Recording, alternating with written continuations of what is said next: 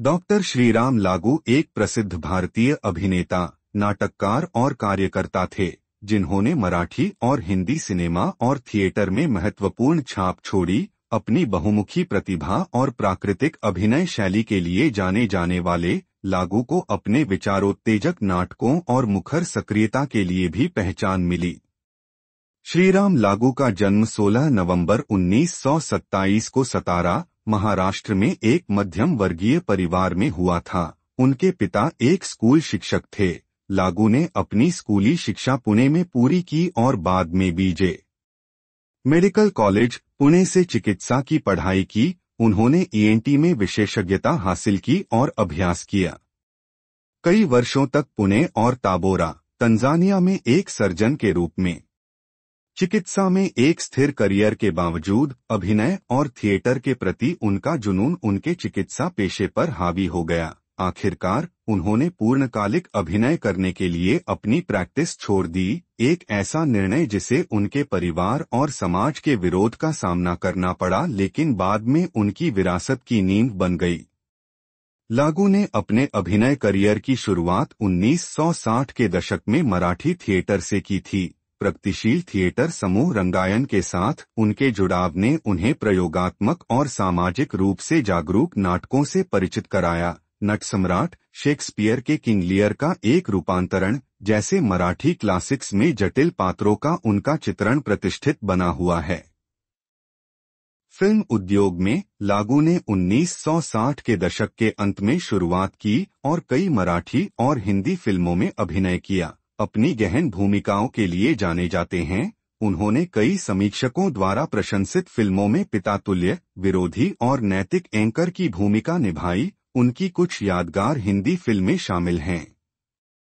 घरौंदा, एक दिन अचानक, चितचोर, घरौंदा, पिंजरा, मराठी सिनेमा में एक मील का पत्थर, मराठी सिनेमा में सिंहासन और पिंजरा में दुखद नायक के रूप में उनकी भूमिका ने उन्हें व्यापक प्रशंसा दिलाई। अभिनय के लिए एक अच्छी तरह से स्थापित मेडिकल करियर छोड़ने का लागू का निर्णय था एक साहसिक और अपरंपरागत विकल्प। उनके शुरुआती दिन वित्तीय अनिश्चितता और अस्वीकृति से भरे हुए थे, क्योंकि उनकी परिपक्व उपस्थिति ने शुरुआत में प्रमुख भूमिकाओं के लिए उनके अवसरों को सीमित कर दिया था।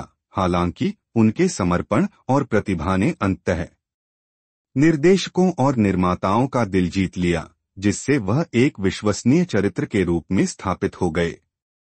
अभिनेता, बॉलीवुड में उन्हें टाइपकास्टिंग का सामना करना पड़ा, लेकिन शक्तिशाली प्रदर्शन के साथ आगे बढ़ने में कामयाब रहे।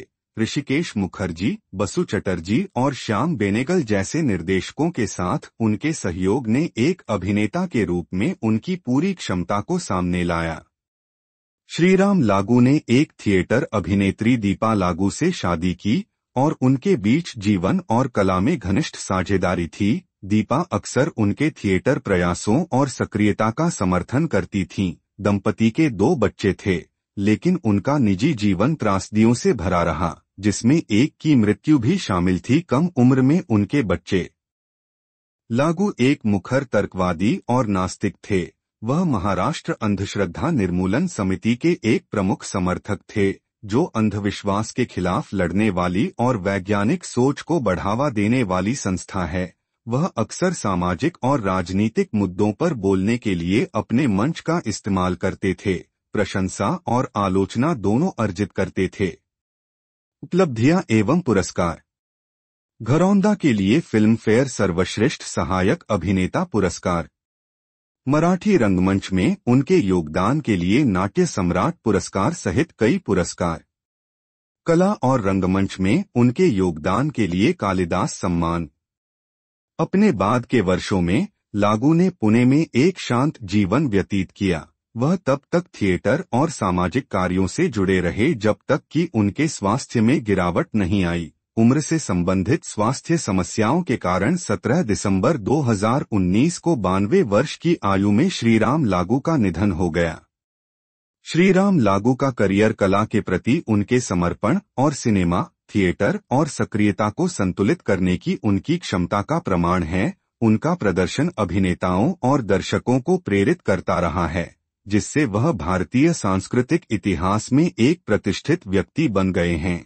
एक चिकित्सक से एक चिकित्सक तक की उनकी यात्रा महान कलाकार, जुनून, लचीलेपन और दृढ़ विश्वास की कहानी है।